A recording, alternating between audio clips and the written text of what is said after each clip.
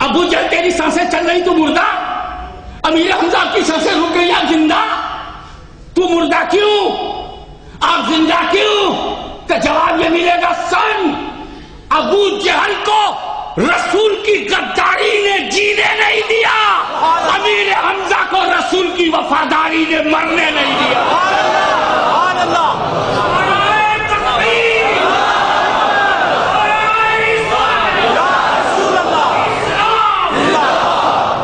تو اب کنکلوژن یہ نکلا کہ رسول کا جو وفادار ہے وہ زندہ ہے، گھر میں ہو تو زندہ ہے، کمرے میں ہو تو زندہ ہے، مسجد میں آئے تو زندہ ہے، ہاسپٹل میں جائے تو زندہ ہے، گریو یارڈ میں پہنچ جائے تو زندہ ہے، محشر میں پہنچ جائے تو زندہ ہے، جنت میں پہنچ جائے تو زندہ ہے، اس لیے کہ رسول کا وفادار ہے۔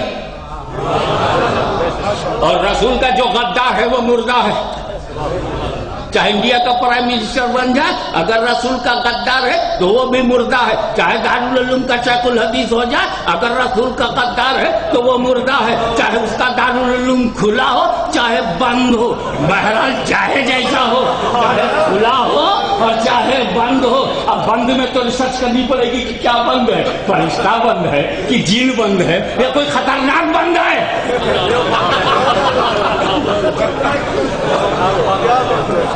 ہم نہ مولوی دیکھیں گے، نہ اس کا ڈریس دیکھیں گے، نہ اس کا یونیفارم دیکھیں گے، نہ اس کا آؤٹ لک دیکھیں گے، نہ اس کا انسائڈ آؤٹ سائڈ دیکھیں گے، ہم صرف یہی دیکھیں گے نبی کا فیتھفل ہے کہ نہیں۔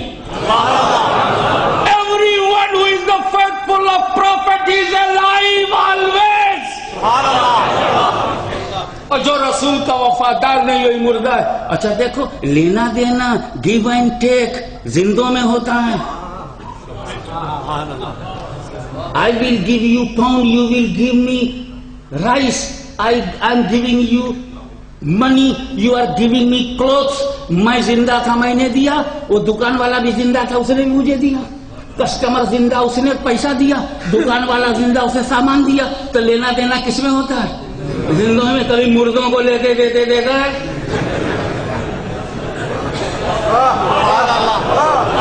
مردہ نہ لیتا ہے نہ دیتا ہے، یہ تو زندہ ہی کرتے ہیں۔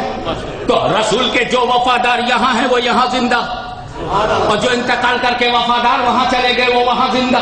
مولا علی وہاں زندہ، حسن مجتبیٰ وہاں زندہ، غوث اعظم وہاں زندہ، داتا گنج بخش وہاں زندہ، غریب نواز وہاں زندہ، محبوب الہی وہاں زندہ، بابا فرید گنج شکر وہاں زندہ، زکریا ملتانی وہاں زندہ، مخدوم شملانی وہاں زندہ، سرکار نقشبند وہاں زندہ، آقائے سہرورد وہاں زندہ، تاجدار قادریت وہاں زندہ، آقائے سلسلے چشتیہ بہشتیہ وہاں زندہ، سارے علماء وہاں زندہ، مجددین وہاں زندہ، محدثین وہاں زندہ، مفسرین وہاں زندہ، مجتہدین وہاں زندہ، متکلمین وہاں زندہ، رقبا وہاں زندہ، نقبا وہاں زندہ، رجبا وہاں زندہ، صالحین وہاں زندہ، اغواث وہاں زندہ، اختاب وہاں زندہ، ابدال وہاں زندہ، پیر و فقیر وہاں زندہ، یہاں سنی زندہ وہاں وہ زندہ۔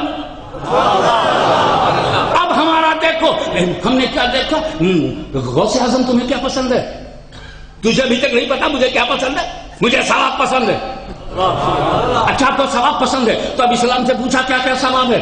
اسلام نے بتایا قرآن پڑھنا ثواب ہے، درود پڑھنا ثواب ہے، لوگوں کو کھانا کھلانا ثواب ہے، اچھا کھانا اچھا کھلانا بھی ثواب ہے، لوگوں کو مہمان بلا کر کے پڑھنا یہ بھی سنت ہے، اور جو سنت ہے وہ ثواب ہے۔ ہم نے کلمہ پڑھنا ثواب ہے، درود پڑھنا ثواب ہے، جتنا ثواب ہم سے پاسبل تھا سب جمع کیا اور بھیج دیا غوث اعظم کو۔ غوث اعظم جو تمہیں پسند ہے میں بھیج رہا ہوں، میں زندہ ہوں نا، میں بھیج رہا ہوں۔ اسی لیے ہم لوگ جو بھیجتے ہیں نا اسے ایسالے بریانی نہیں کہتے، ایسالے پراٹھا نہیں کہتے، ایسالے ثواب کہتے۔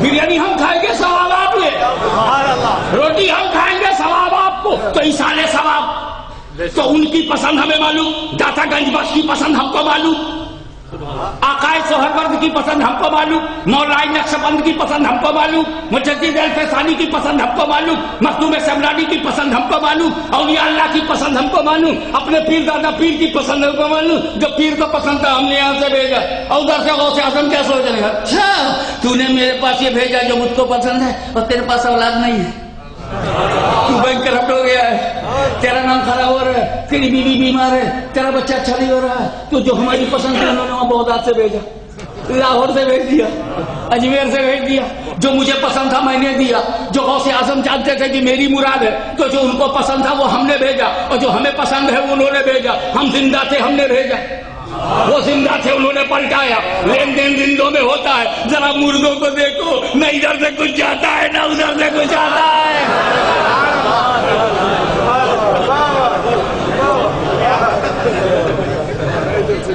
اور جب یہ کہتے ہم نہیں بھیجیں گے، ہم سمجھ گئے مت بھیج، ہم پہچان گئے تو زندوں میں نہیں ہے، ہر چیز اللہ کے لیے ہے، ایوریتھنگ فار اللہ۔ پھر تمہاری حیثیت کیا ہوئی؟ خود تم اللہ کے لیے ہو، پھر کیسے بول دیا یہ گھر میرا ہے؟ جن لوگوں نے میرا کہا ہے وہی رو رہے ہیں، یہ گھر میرا ہے، یہ بیٹا میرا ہے، یہ بیٹی میری ہے، یہ بچہ میرا ہے، یہ اکاؤنٹ میرا ہے، یہ سینٹر میرا ہے، یہ مدرسہ میرا ہے، یہ مسجد میری ہے، وہی لوگ رو رہے ہیں جو میرا میری میں ہے۔ لیکن دیکھو، قربان جاؤ لاہور شریف والے پر، قربان جاؤ اجمیر شریف والے پر، قربان جاؤ بغداد شریف والے پر، وہ تو یہ کہنے لگے یہ گھر تیرا ہے،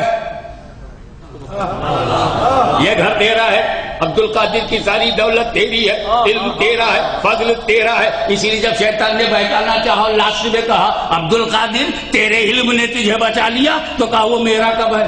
وہ تو اللہ کے فضل نے مجھے بچا لیا، اگر علم بچاتا تو تیرے پاس علم تھا تو کیوں نہیں بچا؟ تو غوث اعظم بولتے چلے گئے یہ زمین تیری ہے، آسمان تیرا ہے، ہوا تیری ہے، فضا تیری ہے، سماوات تیرے ہیں، ارض تیرا ہے، اسکائی تیرا ہے، اسٹارز تیرے ہیں، مون تیرا ہے، سن تیرا ہے، کلاؤڈز تیرے ہیں، دھرتی تیری ہے، گگن تیرا ہے، آکاش تیرا ہے، پہاڑ تیرے ہیں، دریا تیرے ہیں، یہ عراق تیرا ہے، بغداد تیرا ہے، جیلان تیرا ہے، میرا پریوار تیرا ہے، میرے باپ دادا تیرے ہیں، میری اہل اولاد تیری ہے، میں بھی تیرا ہوں، میرا دل بھی تیرا ہے، میری آنکھیں بھی تیری ہے، میری زبان بھی تیری ہے۔ ایسا نفی کر گئے کہ اپنی زبان کو بھی بولا مولا یہ تیری ہے، آنکھیں تیری ہے، اور جب میری زبان ان کی زبان ہو جائے تو اس زبان پر پھر بولے گا کون؟